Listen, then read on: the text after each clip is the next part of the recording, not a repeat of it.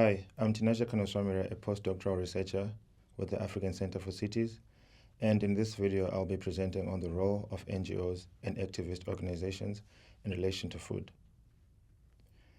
The role of NGOs is contested and not always straightforward, as some organizations can play a role in perpetuating capitalist agendas and asserting their own agendas instead of supporting the interests of the constituencies they are meant to serve. Despite this, these organizations do have a role to play, for instance, in terms of providing training in administration or documentation of processes. Another area where these organizations can contribute is towards skills development.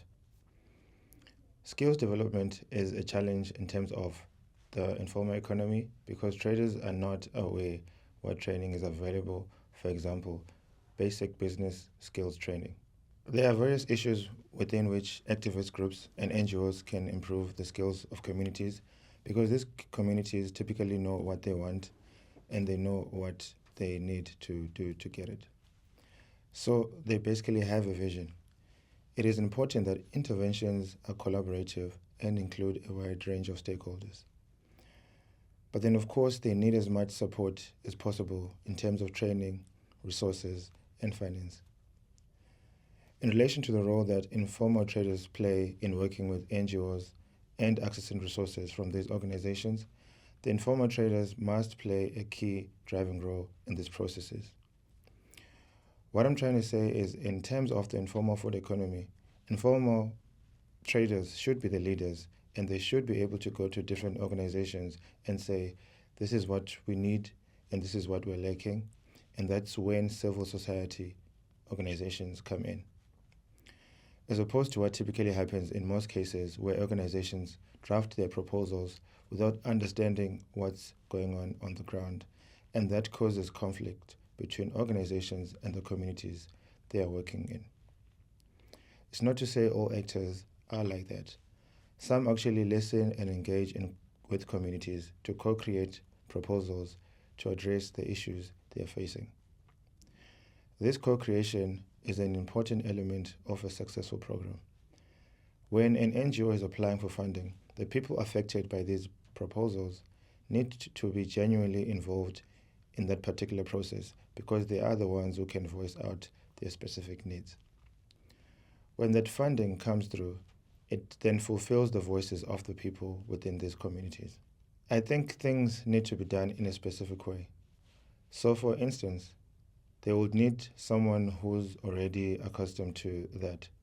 For example, in terms of grant funding, they may need to be taught what they need to do to get the proposal in a more formal language. What I'm against is specifically leading these people. There are many stories, even in other contexts, where projects die out because there wasn't community involvement.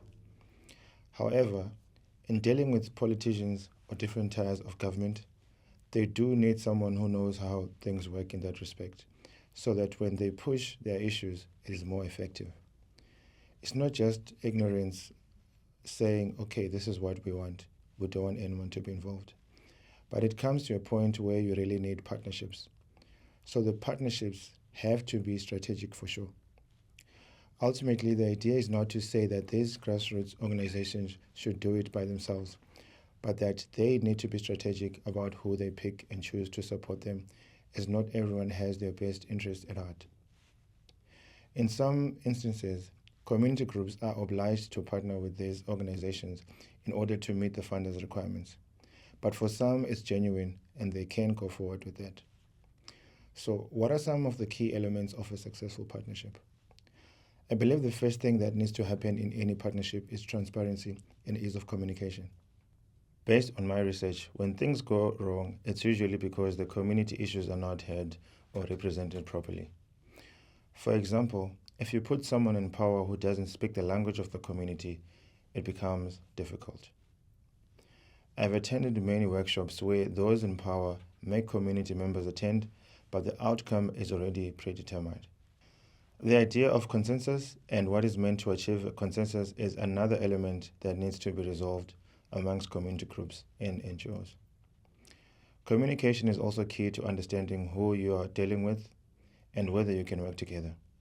I believe you can tell whether someone is genuine from an honest conversation. It's important to have this conversation to understand your partner's agenda, history, and track record. Background research about an organization's past work is also important before selecting partners. In some cases, partnerships become a marriage of convenience between a community and organization, so you have to be very careful. However, sometimes you have to partner with someone to achieve something even if you don't necessarily like them. Choosing a partner is complex, but successful partnerships are rooted in a foundation of clear communication.